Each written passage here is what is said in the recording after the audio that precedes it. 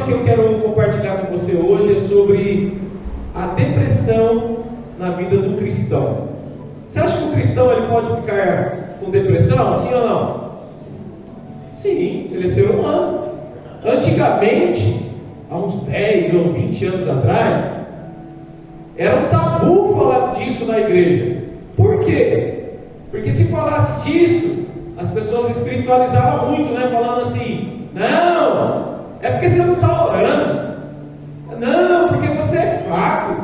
Não, porque você é mole. As pessoas achavam que tudo era demônio, sim ou não? Não, isso aí é porque você está com os cão no corpo. Misericórdia. Só que graças a Deus, nós, povo de Deus, estamos abrindo a nossa mentalidade e entendendo que Deus deu sabedoria para os homens.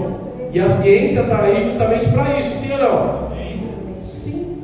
Quando nós vamos para a ciência e depois a gente volta para a Bíblia, a gente vê que o que os homens estão falando hoje, a Bíblia já falava há anos atrás. Então, nos dias atuais, a pergunta que eu quero fazer para você é: a sua vida emocional, você acha que ela afeta a sua vida espiritual? Quem acha que sim? Não estou bem hoje, não acordei legal. Você acha que você consegue ter um desempenho na sua oração, na sua leitura da palavra? Não, porque as suas emoções estão ruins, abaladas. Então, se a minha emoção não está legal, afeta a minha vida espiritual, sim ou não? Sim. Quer ver só? Se as suas emoções não estão bem, afeta a sua vida lá no trabalho? Sim. Sim. Se as suas emoções não estão bem, afeta a sua vida conjugal? Sim. Por que quando a gente não está bem emocionalmente, a gente quer dar um super crente? Achar que a gente vai pegar o microfone, vai orar com a voz grossa? Não, a gente é ser humano. Um problema emocional afeta a minha vida espiritual. Sim ou não? Sim. Vocês estão comigo, gente? Sim. Então vamos lá. Outra pergunta para a gente começar a refletir. Atualmente, você acha que é possível ter uma vida emocional saudável? Quem acha que sim? Tem gente que acha que não. Tem gente que fala: não, é impossível. Com a loucura que a gente vive no mundo hoje, ter uma vida emocional equilibrada é impossível. Nós vamos mergulhar na palavra de Deus e vamos ver que é possível ter uma vida emocional equilibrada. Quem quer ter uma vida assim? Quem não quer?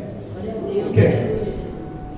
Precisa, sim ou não? Sim. Uma vida emocional sadia, equilibrada. Então a palavra de Deus, ela tem sim um remédio para auxiliar. Veja bem a palavra que eu estou usando. A palavra de Deus tem remédios para auxiliar as doenças emocionais. Por que eu estou grifando isso? Porque tem gente que acha que é só a palavra de Deus. Não, como eu disse, Deus deu sabedoria para os médicos. Se você quebra o braço, você vai orar ou você vai no médico? Vai no médico. Por que se você tem um problema psicológico, você não pode ir para o médico? Sim, mas isso não anula você também mergulhar no mundo espiritual, na Bíblia, na oração, na palavra de Deus. Quem está entendendo? Amém. Pensa você ter uma caixa de ferramenta, Cristiano. Pensou aí uma caixa de ferramenta? Tem lá chave de fenda, martelo, o que mais, Anderson? Alicate, fala aí, pastor Hélio. Serrote, trena, furadeira, fala um aí, Diogão. Parafusadeira. Você vai usar só uma ferramenta, Cristiano? Se você tem uma maleta cheia de ferramentas, vai depender da ocasião. E é isso que nós estamos falando aqui, Wellington. 2 Hélio aqui hoje, olha lá, meu cunhado e o pastor Hélio. Vai depender da ocasião, o que você vai precisar usar ou não. Mas é bom você ter um arsenal. E aí você poder usar várias ferramentas. Então a ciência e a palavra de Deus, elas não são contrárias, Patrícia. Nós podemos usar as duas coisas. Então tem cura sim através da palavra de Deus. E não impede da pessoa buscar ajuda dos médicos. Estou falando entendivelmente? Amém. Sim ou não? Sim. Para colocar palavras na minha boca, né? O pastor falou que é só a Bíblia, é só oração. Não estou falando isso. E também não estou falando que é só esquecer essas coisas e a ajuda dos médicos. É as duas coisas. Então vamos lá. Vamos ver uma frase que Jesus disse Jesus ele disse assim, no mundo tereis aflições.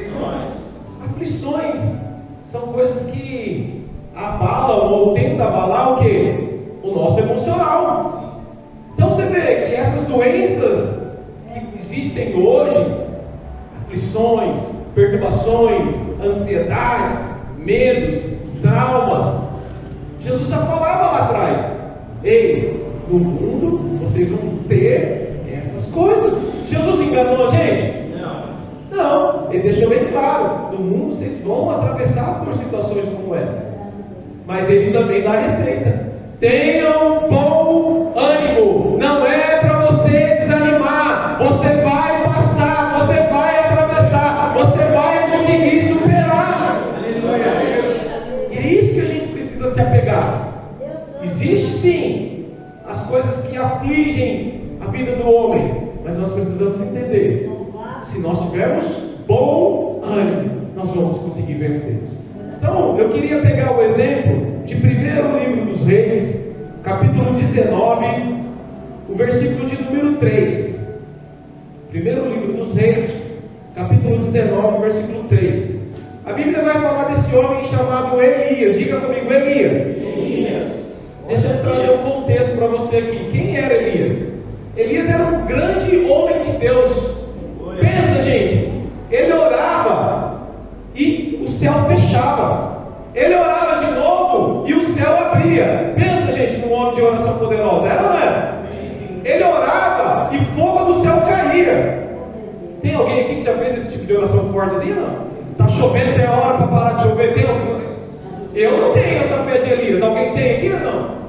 Elias tinha essa fé. Só que, apesar dos fatos memoráveis que esse homem, Deus usou ele passou por uma crise. Olha só o versículo 3. Elias ficou com medo. Olha aqui para mim. Primeiros sintomas de uma pessoa que está indo para a depressão, pastor Wellington, é um medo excessivo. Nós estamos aqui fazendo um diagnóstico na vida desse homem. Era qualquer homem, gente? Não. Era um homem que era tremendamente usado por Deus. Mas mesmo assim, olha só o que ele está enfrentando. Ele está indo para uma crise depressiva. E a gente vai ver no contexto. Os primeiros sintomas que aparecem na vida de Elias e Elias ficou com medo. E aí você pode se perguntar: como? Um homem que tinha uma intimidade tão profunda com Deus, orava e o fogo caía, um homem desse ficou com medo? Para você ver a nossa humanidade, para você entender que nós somos frágeis, que nós somos suscetíveis a atravessar por dias ruins. Então, primeiros sintomas da vida de Elias, para provar que não existe super-homem: Elias ficou com medo. E a pergunta que fica é: do quê? Uma mulher, uma rainha chamada Jezabel, decide tirar a vida dele. Elias, eu vou te matar. E aí Elias ficou com medo. Não parece cômico, gente?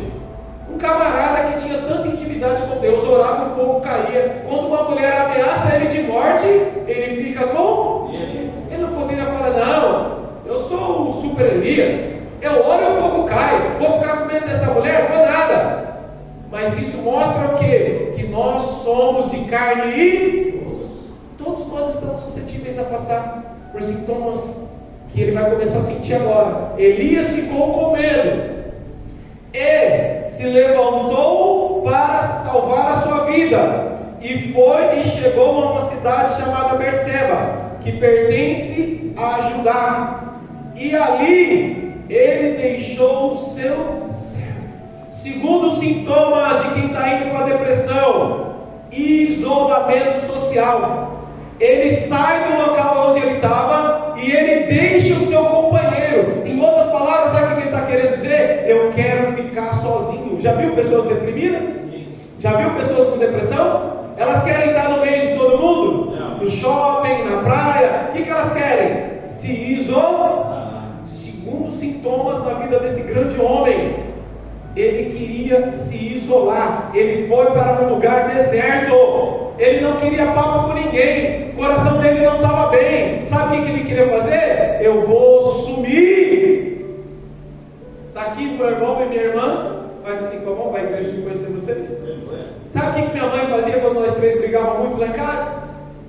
Sabe?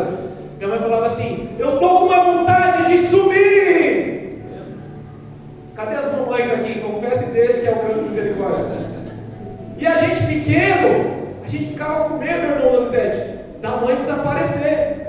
E aí, depois que eu descobri o truque dela, sabe o que ela fazia? Ela escondia no guarda-roupa. E a gente ficava, meu Deus, talvez, eu lembro, talvez eles não, eles são menorzinhos, né? E a gente, eu com medo, falava: minha mãe vai sumir, meu Deus, e agora? O que eu faço? Aí um dia eu vi para onde ela ia escondir. Aí eu falei: já sei. Mas por quê? O desespero, o pânico. As pessoas têm vontade do quê? De desaparecer, de sumir da vida, de sumir do mapa. Sintoma ou não de quem está com depressão, gente? Sim. Elias estava passando por isso. Se identifica com a nossa humanidade, nós somos seres humanos. Apesar de ser um grande homem de Deus, estava passando por essas crises. Por que, pastor, o senhor está falando isso? Para nós, como igreja, entendermos quando nós vemos uma pessoa com sintomas assim. Lembra que eu disse que lá na igreja antigamente era tabu falar disso?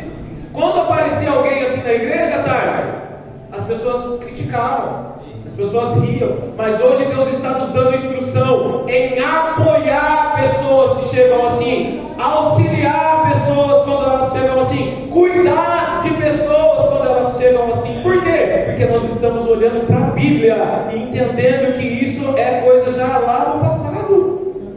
Só que não tinha esse nome, né? Só que quando a gente começa a olhar para a vida de Elias, fala: peraí, Elias estava enfrentando isso. Então, se um grande homem de Deus estava passando por isso, por que eu vou julgar o meu irmão do lado? Por que eu vou julgar a minha irmã do lado? Por que eu vou julgar pastores que infelizmente hoje em dia estão tirando a própria por causa de depressão? Olha o versículo 4. Como a coisa vai continuar apertando. Elias, ele mesmo, porém, foi para onde? Deserto. O nome já diz, não tem nada. Ele queria se isolar, ele queria ficar sozinho, caminhando um dia inteiro. Se assentou-se debaixo de uma árvore no pé de zimbro e sentiu vontade de morrer. Mas quem era Elias, gente? Vamos lembrar, era um Zé Ninguém, né? Era um homem de fé, não era? Era um homem poderoso nas suas orações, sim ou não? Como que um homem desse enfrenta uma situação dessa? Para você ver que não existe super pastor, não existe super adorador, super levita, super crente. Todos nós somos de carne e todos nós estamos sujeitos a passar, enfrentar situações psicológicas difíceis. Para que eu estou aprendendo isso? Para ser um antídoto para mim e eu poder ajudar aquele que está do meu lado. Talvez você fale: pastor, eu estou bem psicologicamente, mas talvez você tenha um irmão, um tio, um avô, um filho, um adolescente. E aí você recebendo essa palavra hoje, você fala: opa, estou vendo sintomas aqui, isolamento, medo. E aí o texto vai dizer que ele anda um dia inteiro. Ou seja, cansaço físico extremo. Uma pessoa quando está com sintomas de depressão, você fala para ela assim: sai do quarto um pouquinho e vai lá na sala. O que ela fala? Estou cansado. Sim ou não? Está sem ânimo, está sem força, está sem vigor. Vai para a escola. Não, estou cansado. Levanta dessa cama. Não quero, estou cansado. E ó, guarda o sintoma dele. Sentiu vontade de morrer. Sintoma de quem está depressivo, sim ou não? Sim. A pessoa quando está depressiva, você vai conversar com ela e fala: eu quero morrer, eu não quero mais viver, eu não tenho prazer na minha vida. Só que esse homem era um homem que já tinha experimentado o auge de Deus, mas agora ele estava enfrentando uma crise psicológica muito grande. E aí ele orou: basta, Senhor, tira a minha vida, porque eu não sou melhor do que os meus pais. Versículo 5: deitou-se e e dormiu debaixo do pé de zimbro. Olha só, gente, o pé de zimbro estava lá no deserto. O deserto faz calor de mais de 40 graus. O camarada conseguir deitar debaixo do pé de árvore e conseguir dormir, ele está com muita depressão. Porque é um sol escaldante do deserto. Nem com ventilador você consegue ficar à vontade. Quanto mais deitar e dormir. Por quê, pastor? Porque o sono excessivo é um dos sintomas de quem tem depressão. Vontade de dormir o dia inteiro. Se deixar dormir 16 horas. Se deixar dormir 18 horas. Sintomas ou não de quem está com depressão? Ah, pastor, eu trabalhei, estou cansado. O sono do justo não é isso que eu estou falando. Estou falando de um sono que, se deixar, a pessoa dorme até em pé. Não digo no culto, né? Só se for de manhã, o culto eu dou desconto. Mas o sono aqui do Elias era um sono exagerado. Era um sono de quem não queria mais ter prazer na vida. Versículo 5: deitou-se debaixo do pé de zimbro, e eis que um anjo tocou nele e disse: levanta-se e ora. Não, ele não estava precisando, era de oração. Ele não era fraco de oração, não era isso não? Não, gente. Levanta-se e... O outro sintoma de quem está com depressão: falta do apetite, perda de força física. A pessoa não quer comer. Você fala para ela assim: ó, tem um bifinho gostoso aqui, estou sem fome. Quem já viu isso aqui? Aí você põe uma picanha para ela e fala: pastor, não fala isso essa hora não. E a pessoa fala o quê? Estou sem fome, estou sem apetite. Sintomas ou não de quem está com depressão? Perda do apetite, só não quer mais comer. Pode ser a comida mais maravilhosa que for, a pessoa fala: eu não estou com fome. Ele estava com uma fraqueza. Então o anjo não vem espiritualizar. O anjo vem na necessidade biológica do ser humano. Ei, você precisa se alimentar. O anjo poderia ter falado assim: ah, Elias, você está precisando de oração. Vai lá no pastor Wagner, lá na Identidade Church, que ele vai orar para você. Não. Ei, Elias, você está precisando se alimentar. Você está fraco fisicamente. Pessoas que estão com esse quadro de depressão estão com esses sintomas aqui de Elias. E aí talvez você possa estar se perguntando: pastor, como que um grande homem de Deus como esse caiu numa situação dessas?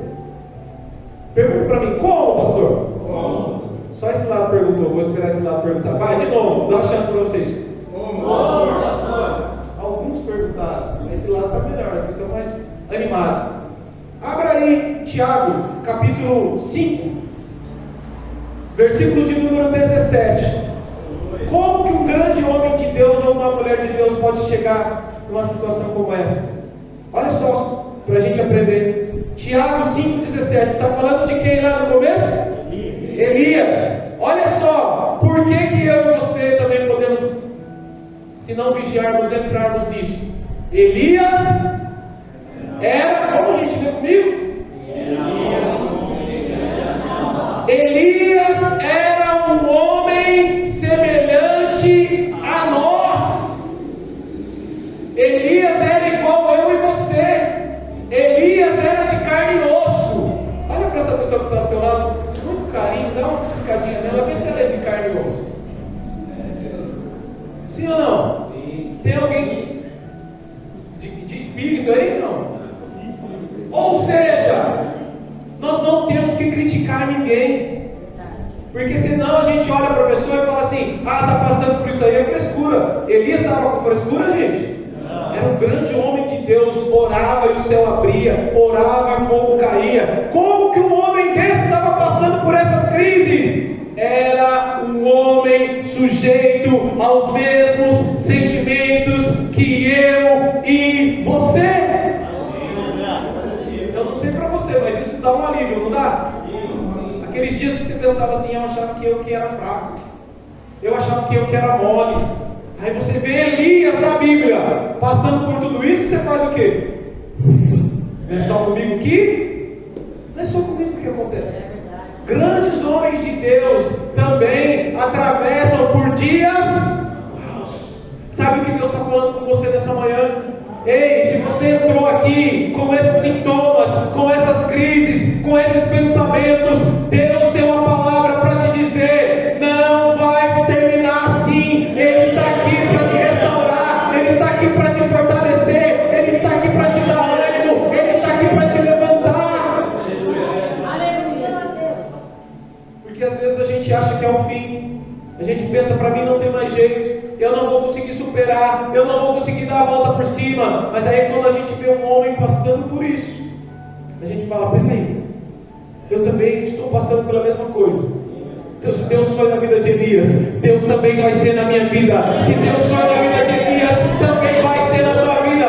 Será que você pode aplaudir e glorificar o nome de Jesus?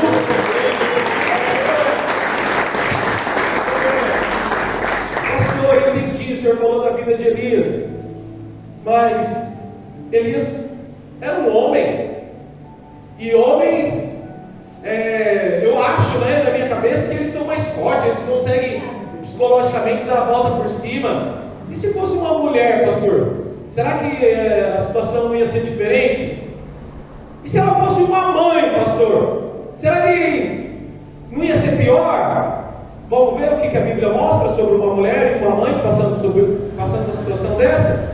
Abre sua Bíblia juntamente comigo em Ruth, capítulo 1, o versículo de número 20.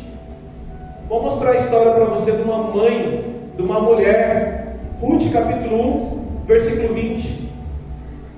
Olha aqui para mim um minutinho, deixa eu te contextualizar. Uma mulher chamada Noemi, diga comigo, Noemi. Noemi. Ela, casada e com 2 filhos. Morre o esposo e morre os 2? Essa mulher era para pensar: acabou para mim, sim ou não? Sim. Era para pensar: a depressão vai me pegar, não vou sair dessa, não tem mais jeito. Olha só, fazendo um diagnóstico da vida de Noemi, como que estava a alma dela. Olha o versículo 20. Porém, Noemi lhes dizia. Por que ela vai falar essa frase? Ela está numa terra onde há uma crise. Diga comigo, crise. Ela e o marido decidem ir para uma terra estrangeira chamada Moabe. Quando ela chega lá naquela cidade, é lá que o marido dela morre, é lá que os 2 filhos dela morrem. Então agora ela fica viúva numa terra estrangeira. Ela pensa: estou perdida nesse lugar, sabe o que eu vou fazer? Vou voltar para a minha terra natal. Quando ela decide voltar para a terra natal dela, uma das 2 noras fala: então tchau, vou ficar por aqui mesmo, é a órfã. Mas a Ruth não, ela fala: não, eu vou com você, vamos lá. E elas voltam para a terra natal dela, a nação de Israel. Quando ela chega lá, as pessoas falam: nossa, Noemi voltou, ei Noemi. Aí ela vai falar isso aí, versículo 20. Porém Noemi dizia: não me chamem mais de Noemi. Sabe o que significa Noemi? Quem sabe o que significa Noemi? O nome dela significa doce, doçura. Sabe o que ela está falando? Não me chamem mais de doce, de doçura. A minha vida não está nada doce. Perdi meu marido, perdi meus 2 filhos, estou com uma mão na frente e a outra atrás, saí dura daqui, voltei pior. Você quer falar que a minha vida é doce? Minha vida não é doce não. Não me chamem mais de doce, mas me chamem de Mara. Sabe o que significa o nome Mara? Amarga. Sabe o que Noemi está dizendo? A frase dela é a frase de alguém que está vivendo uma vida depressiva. Antes eu era doce, antes minha vida era doce, antes eu tinha prazer na vida. Fatos aconteceram na minha vida que eu vivo uma tremenda amargura.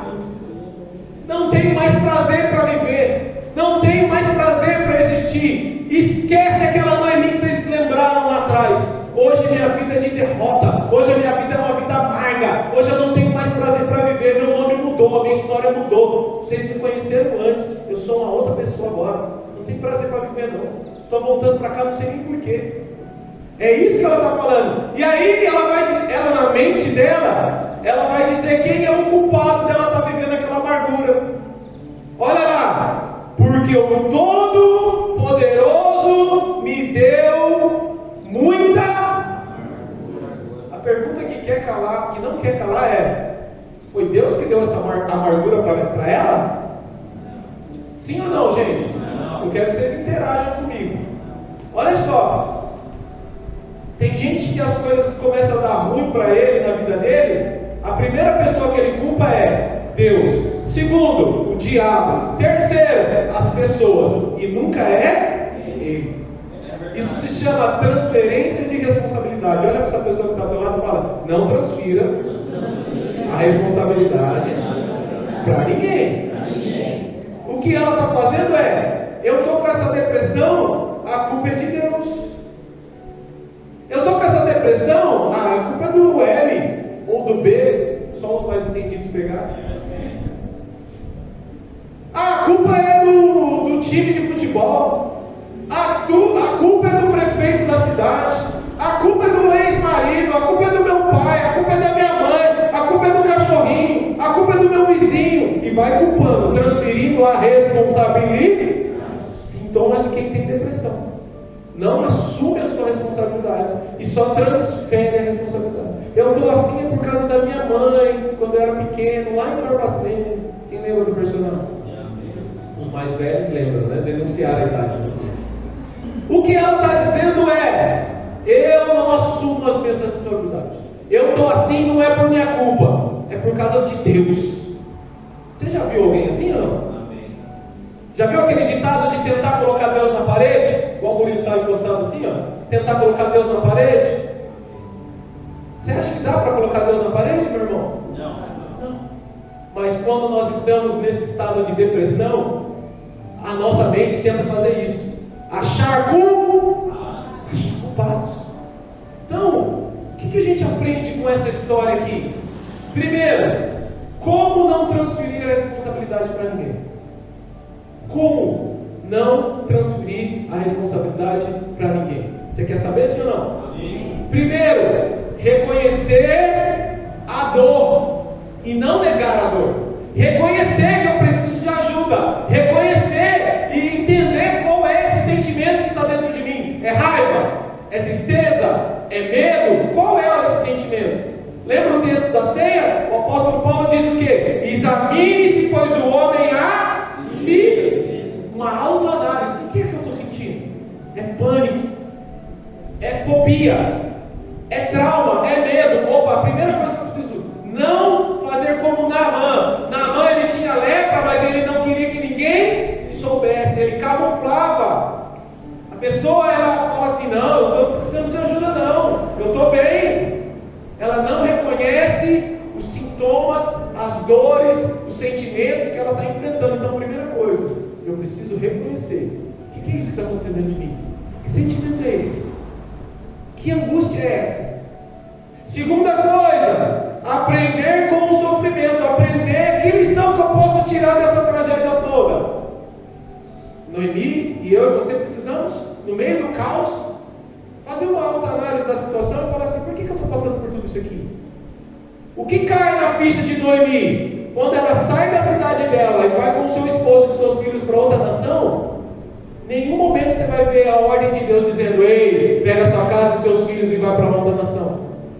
E aí depois, quando dá errado, a gente joga na conta de quem? A gente perguntou para Deus se era para fazer, se era para trocar de carro, se era para trocar de casa, se era para trocar de trabalho. Aí dá errado, a gente fica na depressão, na angústia, e a culpa é de quem?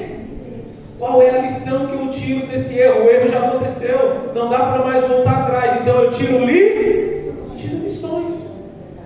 Terceira coisa para não transferir a responsabilidade. Diga comigo assim: rede de apoio. Rede de apoio. Noemi não estava sozinha. Quem estava junto com ela era a Ruth, a sua nora. Ela falava assim para ela: onde a senhora colocar o pé, eu vou colocar o meu pé. O teu Deus será o meu Deus. O teu povo vai ser o meu povo. Ei, se você está aqui, tem uma rede de apoio para você. Você não está sozinho. Graças a Ruth, a Noemi não se afundou na depressão, porque a nora segurou na mão dela. Assim, segura firme na mão dessa pessoa que está ao teu lado e fala: você não está sozinho. Você não está sozinha. Com esses três itens. A gente aprende a não transferir a culpa para Deus, para o diabo e para as pessoas.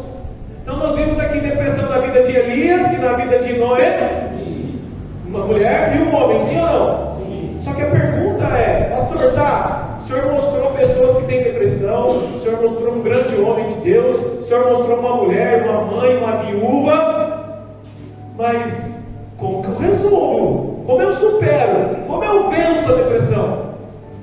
Como é que eu faço para vencer ou ajudar alguém a vencer? Você quer saber, sim ou não? Sim. Então vamos lá. Como a palavra de Deus pode ser remédio para a cura? Como a palavra de Deus pode ser remédio para a cura? Eu quero trazer aqui o exemplo de um homem chamado Paulo. Quem lembra do Paulo? O apóstolo Paulo vai nos dar a receita de como ele superou a depressão, como ele não ficou tantã, lelé da cuca, tomando tarja preta de camisa de força. Olhando para a vida dele, a gente vai entender como que ele superou tudo isso. Vamos lá na segunda carta aos Coríntios, o capítulo de número 11, 2 Coríntios, capítulo 11, o versículo de número 23. Deixa eu te falar o que estava acontecendo aqui. Ó, o apóstolo Paulo, ele não foi um dos 12 discípulos. Diga comigo, não foi. Não foi. Um dos 12. Então, o que as pessoas acusavam ele antes? Você não é discípulo não. Discípulo é Pedro, Tiago, João, aqueles que andaram com Jesus. E começaram a jogar isso na cara do apóstolo Paulo. E aí ele vai fazer a defesa dele, dizendo, são vocês ministros de Cristo? Falando como se estivesse fora de mim. Afirmo que eu sou ainda mais. Então prova, Paulo, que você é ainda mais discípulo do que nós. Aí ele vai dizer, eu sou mais ministro do que vocês em trabalhos muito mais. Ou seja, trabalhei muito mais. Ele vai continuar dizendo, em açoites muito mais sem medidas. Ou seja, perdi até a conta quantas vezes eu, Paulo, fui açoitado, chicoteado. Aí ele vai continuar dizendo, em perigos de morte, muitas vezes. Olha só, versículo 24. 5 vezes recebi dos judeus 40 açoites menos 1. Então ele está trazendo as marcas do corpo dele, de como ele é tão discípulo quanto os outros. Você acha que a vida dele era fácil, gente? Não. Açoites, perigos de morte. Aí a pergunta que fica é, como que um homem desse não ficou doido? Vamos continuar lendo o texto para ver se alguém aqui passou por algumas coisinhas que Paulo passou. 5 vezes recebi dos judeus açoite menos 1. Versículo 25. 3 vezes fui açoitados com vara que pegou leve, porque é paulada. O texto do original é 5 vezes levei paulada. Era para um homem desse ser depressivo ou não era? Sim. Sim ou não? Sim. Se fosse hoje era para estar tomando tarja preta, sim ou não? Sim. Ou alguém aqui está leve do que o Paulo passou? Não? Está pesado? Olha lá. Uma vez fui apedrejado. Quem já foi apedrejado aqui, gente? Não, né? Não, né? Uma vez fui apedrejado e 3 vezes naufraguei e fiquei uma noite inteira boiando em alto mar. Meu Deus! Era para um homem desse ser depressivo, não era? Às vezes porque a gente bate o dedinho na quina da cama, a gente fala, estou com depressão hoje, vou trabalhar, Jesus me ama. Era para um homem desse estar depressivo, era ou não era? Sim ou não? Sim. Compara a minha vida com a sua, ou com a dele, perdão. Esse homem era para estar depressivo, sim ou não, gente? Sim. Tinha motivos para estar depressivo? Sim. Tinha. A grande pergunta que fica é, como que um homem desse não endoidou? Não ficou assim? Como? Como que o apóstolo Paulo não ficou em depressão? Passando tudo o que ele passou: apedrejamento, açoites, naufrágios, chibatadas, pauladas. Qual é a receita receita, Paulo, fala para mim, pelo amor de Deus, eu fico atrasado no boleto, eu já estou já querendo tirar o cabelo, Paulo. Tem 2 contas atrasadas, eu já estou querendo me internar. Paulo, pelo amor de Deus, como você conseguiu fazer isso? Quer aprender, sim ou não? Sim. Sim? Sim. O povo de cá agora venceu vocês, estão mais animados. Vocês querem aprender, sim ou não? Sim. Ó, essa mesma carta aí, agora no capítulo 4, o versículo de número 16, o apóstolo Paulo vai dar a receita. Como ele não ficou doido? Como ele não ficou em depressão? Como ele conseguiu vencer? Isso serve de lição para mim e para você. 2 Coríntios 4,16. Ele vai dizer, ó: por isso não desanimamos. Pelo contrário, mesmo que o nosso ser se desgaste por fora, o nosso interior se renova dia após dia, ainda que do lado de fora esteja pegando fogo, esteja tudo desmoronando, aqui dentro vai se renovando. Por que, Paulo? 17. Porque a nossa leve e momentânea tribulação produz para nós um eterno peso de glória acima de toda comparação. Por que, Paulo? O que eu tenho que fazer para entender isso? Versículo 18. Na medida em que eu não olho para as coisas que eu vejo, mas olho para as coisas que eu não vejo. Por que, Paulo? Porque as coisas que se veem são passageiras, são temporais, mas as coisas que não se veem são eternas. Será que você pode aplaudir a Jesus?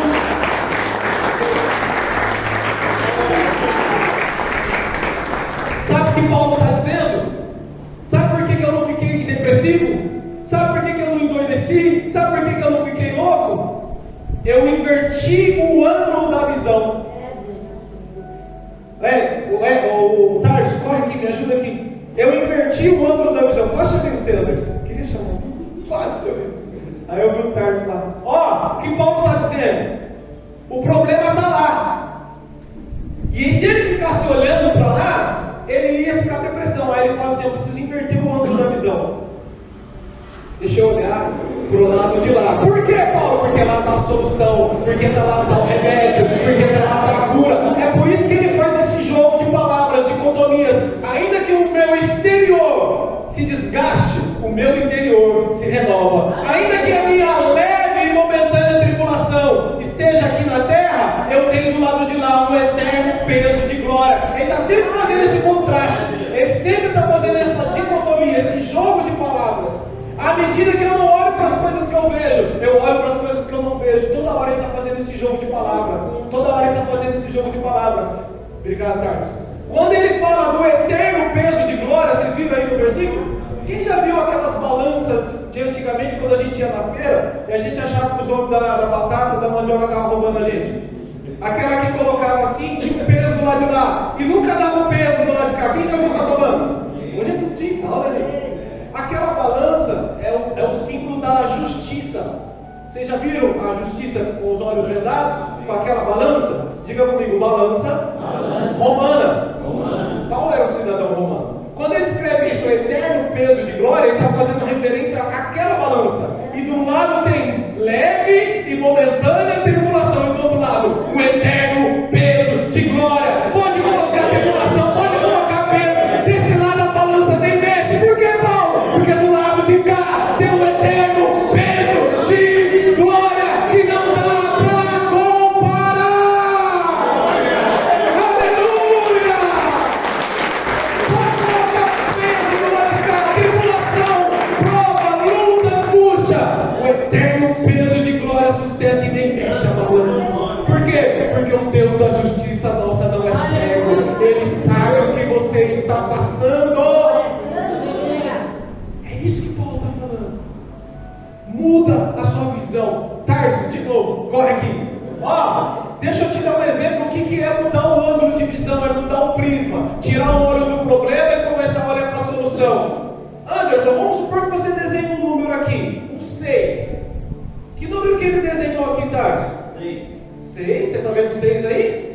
Eu estou vendo 9. Você está vendo 6, mas é 9. É 6 ou é 9? É 6 ou é 9, gente? É 6 ou é 9, gente? Depende do ângulo de... Tem gente que está do lado de cá, está vendo? Eu estou do lado de cá, estou vendo? Assim são os problemas da vida. Dependendo do lado que você está, você vê 6 ou você vê 9. Você vê problema ou você vê solução. Você vê a resposta, você vê o problema. É você que vai decidir qual é o ângulo de visão que você vai ter na vida. Se você está vendo muito problema, te convido a vir do lado de cá e começar a ver a solução. Quem está entendendo o que Deus está falando aqui? Obrigado de novo. Você pode aplaudir agora?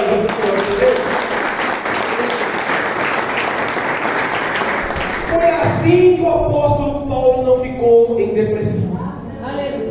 Não é que ele era louco, ele falava leve e momentânea tribulação. O corpo estava comendo, o pau estava quebrando, mas ele olhava de um outro prisma. Por quê? Do lado de lá tinha um eterno peso de que não tem como se comparar.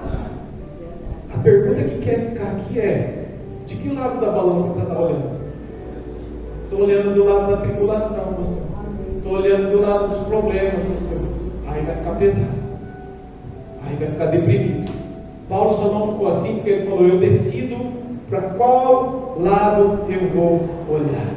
Estou sendo apedrejado, estou passando por naufrágio, estou passando por tanta dificuldade, mas se eu ficar olhando para isso, eu vou ficar deprimido. Para mim não ficar deprimido, eu vou olhar para o eterno peso de glória. Quem entendeu isso aqui? Amém. Então vamos lá. Falei de Elias, vou correndo. Falei de Ruth e Noemi. Mostrei como Paulo não ficou em depressão. Agora eu preciso falar do homem que enfrentou a maior depressão de todas. Mateus capítulo 26, versículo de número 39. Versículo 36, perdão. Mateus 26, 36. Mateus 26, 36. O homem que enfrentou a maior depressão da história. Você consegue adivinhar quem foi? Jesus. Quem foi? Jesus. Então vamos ver o homem que enfrentou a maior depressão de todas. Vamos ver como que foi ele passando por esse momento. Vamos te trazer na memória o que estava acontecendo. Jesus estava prestes para morrer. Diga, prestes a morrer. Prestes a morrer. E aí ele chega e fala assim: ó, como é de costume nosso, logo vão me entregar, logo eu vou ser crucificado. Vamos lá no Monte das Oliveiras orar? E ele chama os discípulos. Então é isso que está acontecendo. Olha o versículo 36. Em seguida, Jesus foi com eles. Diga comigo, com eles. Com eles. Jesus foi sozinho, gente? Não. Então não tem como enfrentar a depressão sozinho.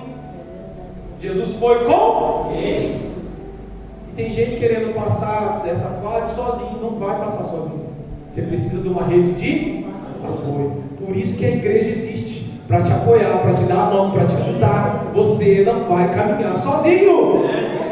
Jesus foi com eles a um lugar chamado Getsêmani, que significa prensa de azeite. Eles pegavam uma azeitona nesse lugar, era uma roda bem grandona, espalhava a roda em cima desse azeite, ia extraindo da azeitona e ia extraindo o azeite. O bagaço eles iam apertando igual o churrasquinho grego, e apertando e ia saindo o azeite. Era para esse lugar, prensa de azeite, que Jesus estava, Getsêmani. E disse aos seus discípulos: sentem aqui que eu vou ali. Então não é só a ajuda dos médicos, é a oração também, é a palavra também, é a Bíblia também, é a igreja também. Quem está entendendo? Amém. Versículo 37. E levando consigo Pedro e os 2 filhos de... Então, tinham 12. O Judas estava aqui ainda. Só que ele leva os 12 para o monte para orar. Só que na hora da oração mais ferrenha mesmo, ele chama quem? Pedro, Tiago e a pergunta que fica aqui para nós é: você tem na sua vida um Pedro, um Tiago e um João? Você pode ter muita gente, mas na hora que tem um momento ali apertado, estreito, são poucos. Quem está entendendo o que nós estamos falando aqui? Se você não tem, dá um jeito de arrumar. tomar, porque Jesus poderia vir aqui na terra e fazer tudo sozinho, podia? Mas ele contou com 12, dos 12 ele contou com Pedro, Tiago e João. E você quer caminhar sozinho? Vamos continuar o texto. Levando consigo Pedro, Tiago e João, começou a sentir-se tomado de tristeza. Olha só, a tristeza que estava tomando conta de Jesus.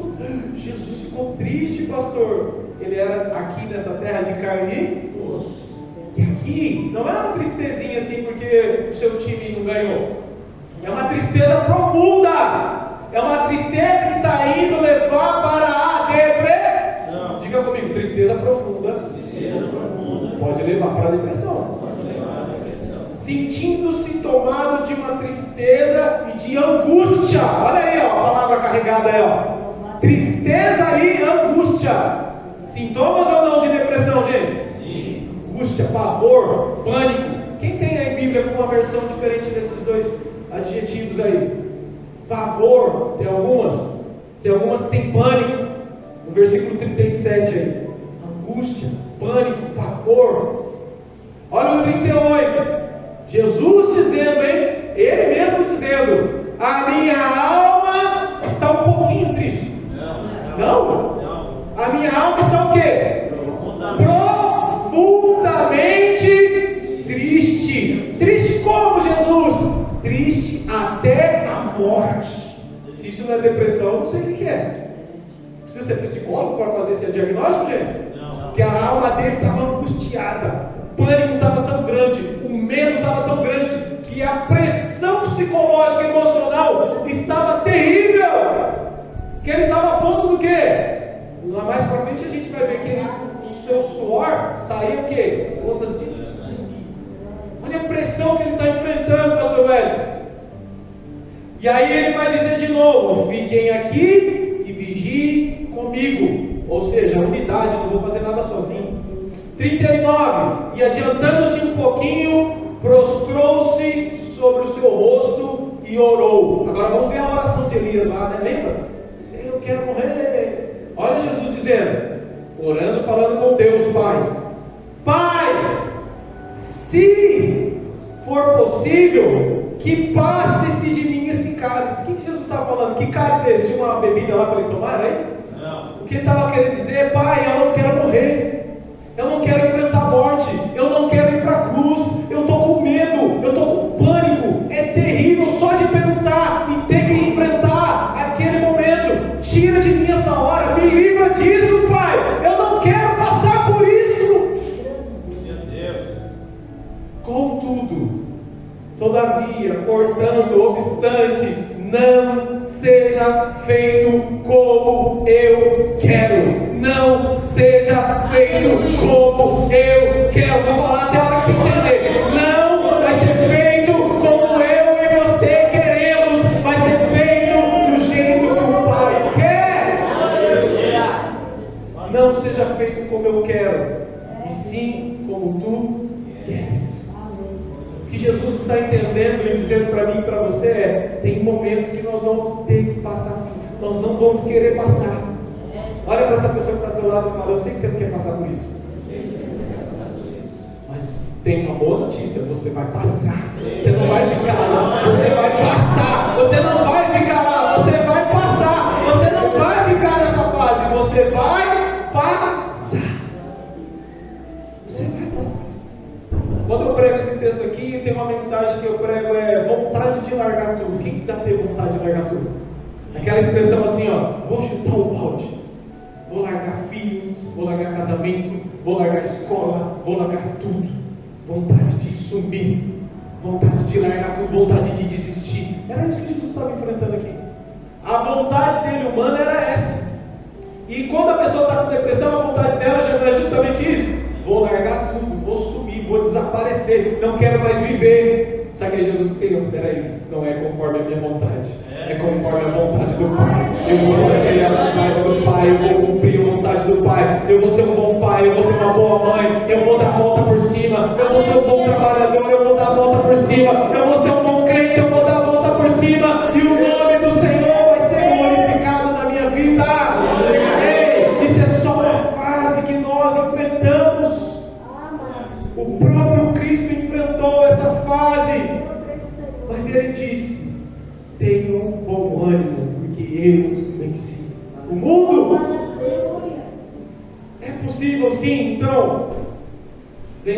vencermos a depressão? Sim, é possível sim. É possível termos as emoções equilibradas num mundo tão caótico como o que nós estamos vivendo nos dias de hoje? Sim. Pastor, então o que eu faço? Eu convido você a ficar de pé. O que você faz é aquilo que o apóstolo Pedro, na sua carta, nos ensinou. E ele disse assim: lançando sobre ele toda a vossa ansiedade, porque ele tem cuidado de vós. A receita para nós vencermos e superarmos as doenças emocionais, as crises, as depressões, as angústias, está nesse momento que nós vamos fazer aqui agora, que se chama oração. A palavra de Deus nos conduz para isso, a nos ensinar a entregarmos a nossa vida nas mãos de Deus. Como diz o Salmo de número 37, entrega o seu caminho ao Senhor, confia nele e o mais ele fará. Será que você pode fechar os seus olhos para nós orarmos? Espírito Santo de Deus, obrigado, Senhor. Obrigado, Senhor, porque a tua palavra foi anunciada nessa manhã. Aprendemos sim que o cristão pode até passar por momentos de depressão, mas a tua palavra diz que o choro ele dura uma noite, mas a alegria ela vem pelo amanhecer. E o Senhor está aqui nessa manhã, nos dando força, Pai, nos dando graça, nos revestindo de poder, nos revestindo de autoridade, para tirar, Senhor Deus, as garras do pecado contra as nossas vidas, as forças do inferno contra as nossas vidas. E Pai, se entrou alguém aqui deprimido, se entrou alguém aqui, Senhor, oprimido por sentimentos, por emoções, que o teu Espírito agora toque nessa vida e arranque, Senhor, todo espírito de depressão, caia por terra em nome do Senhor Jesus. Todo espírito, Senhor, de tristeza, de pânico, de medo, de sentimentos de morte, ó Pai, seja anulado no poder do sangue de Jesus. Espírito Santo, nós te glorificamos, nós te adoramos, porque a tua palavra ela não volta vazia, e nós cremos, ó Pai, que o teu nome será glorificado e exaltado para